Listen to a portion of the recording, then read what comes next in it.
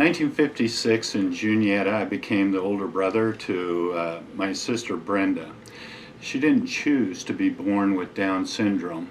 The best advice that medical people had at the time was to put her in Beatrice State Home, it was called at that time, and forget about her. My parents chose to have her at home.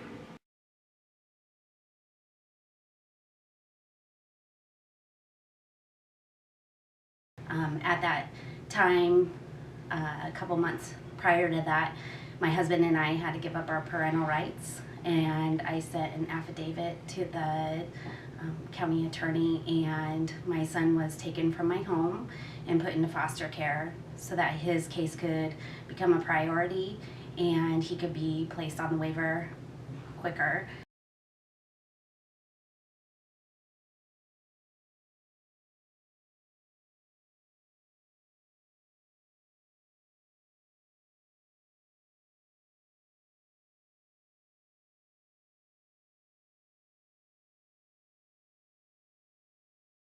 And then another really thing that's important for a family like ours, that we have good jobs, we have an income, we have health insurance. However, our health insurance doesn't cover anything for Hayden, and he needs speech therapy, occupational therapy, physical therapy, and our insurance has not paid for that for over 4 years. And so that completely comes out of our pocket. So the autism waiver is very important to us, or any type of waiver that helps families that do have an income. You know, we do have money to pay for things, but we still have everything that the regular, citizen has, a mortgage, a car payment, all of those things. But yet we have this incredible expense, and not like a $20 expense, it's hundreds of dollars every week. It's probably more than our house payment every single month for the therapy that we want Hayden, because we see such gains in his abilities when we do provide that therapy. So it's essential to our lives, it's essential to our son, and it's very important.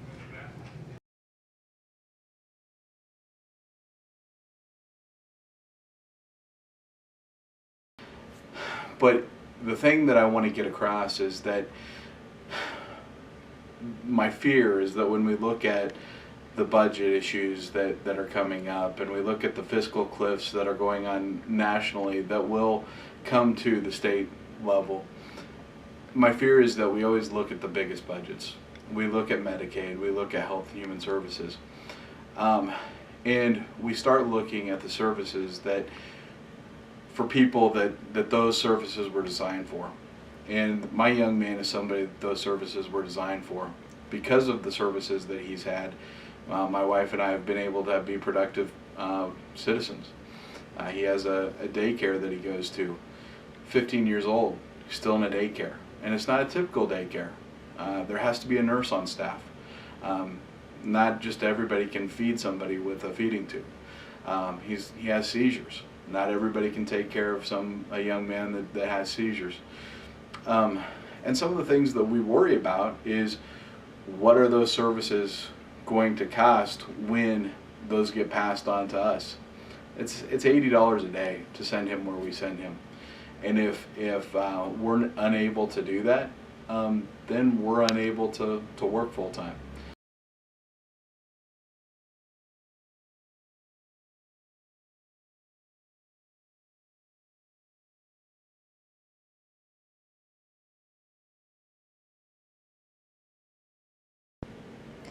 My name is Jody, and I've been a quadriplegic for 37 of my 41 years of life. I never thought that my life would take that kind of turn, but it just shows that a disability can happen to anyone at any time. Because of the home health aides that I've received through Medicaid, I've been able to retain my independence, an independence that has allowed me to graduate from the University of Nebraska-Lincoln and to live on my own. That's why the constant cuts to Medicaid strike fear in me. I need these home health aides to help me live a life like anyone else. A life where I get up in the morning, where I have lunch with friends, dinner with friends, go out with friends, and come home at night and actually get back into bed.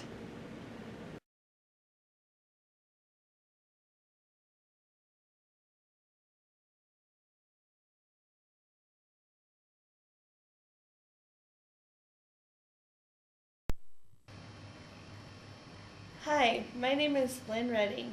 I am a person with a disability. I was in a workshop and was told that I would never get a real job because of my disability. I don't like workshops because it's not meaningful work. It was paid by the piece work that we got less than minimum wage to do. So I went out and got a job, and I was told by the past account specialist that that I would not be able to take the management position that I was offered because I would be making too much. I can't lose my Medicaid. I can't afford my meds, let alone live. The insurance that is offered by my current job is too expensive for me to take. I want to be self-sufficient, but I'm dependent on Medicaid. I want to be a manager. I want to be independent, but I can't lose my health insurance. I want the same opportunities as other people.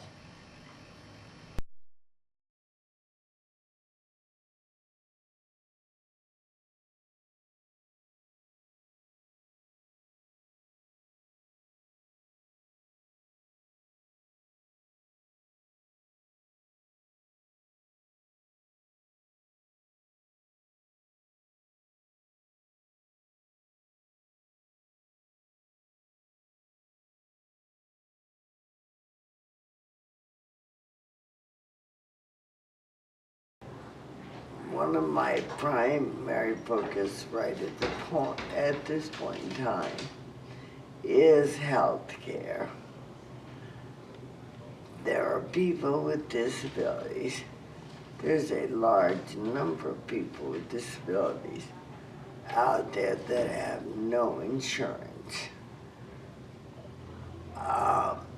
They are not eligible for Social Security, so they don't qualify for Medicare.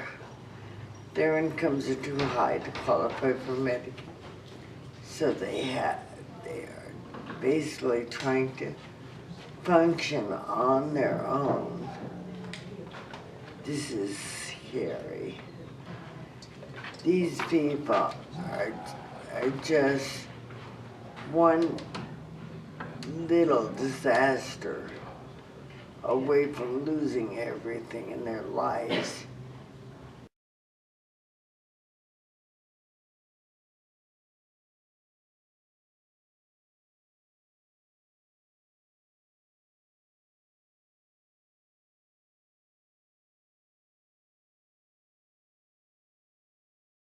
For people that are waiting for services now in Nebraska, it's much like what my family experienced back in the 50s when no services were available.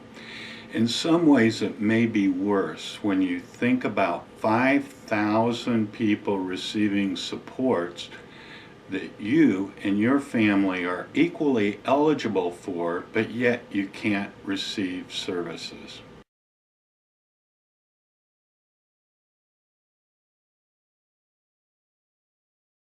And our life is finally back into normalcy. We're actually enjoying the time together, and it was all from that one meeting and building those relationships with the senators that things have changed and things are looking up. If you would have asked me last year how I was, my life was crumbling and falling apart, and now my son's getting all the services that he needs. It's just we're at a happier place, and it's all because of the way that people talked and got things going. And so the only thing that I would hope for is that other people that are in this situation where it's not the fault of the parents, it's not the fault of the children, it's just that more spots are available for those children, and that people don't have to go to the extent to testify and to raise awareness.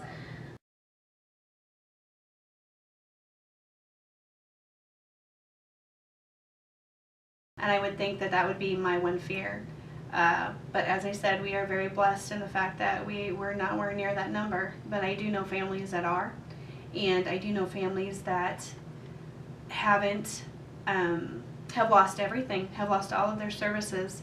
And I don't know what I would do in that position. I would fight, but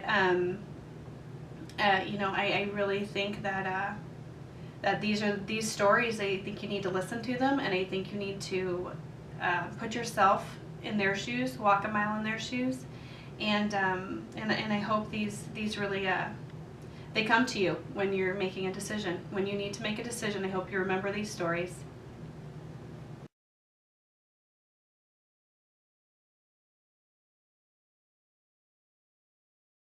I want to be seen as more than a dollar sign because I'm someone's daughter, I'm someone's best friend, I'm someone's sister.